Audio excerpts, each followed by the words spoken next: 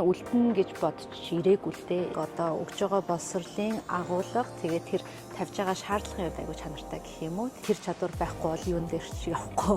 Одоо амар хариуцлагагүй санагдал. Ямар ч юм хариуцлага байхгүй те ингэ. Улсын ирээдүйн талаар юу гэж шаарддаг вэ? Тэрийг одоо мэдгүй яриад ч баг байхгүй бүгд мэдж байгаа асуудал шүү дээ те ингээд. Бүх юмны үнийн өсөл болон цалингийн өсөхгүй байгаагийн зөрүү хэтэрхий их болчиход байна. Тэгээ энд хүмүүс яг яаж амьдрах ёстой юм бэ? Ирээдүйн төлөө. Ямар нэгэн байдлаар жижиг том чамаагүй оролцоо хэрэгтэй.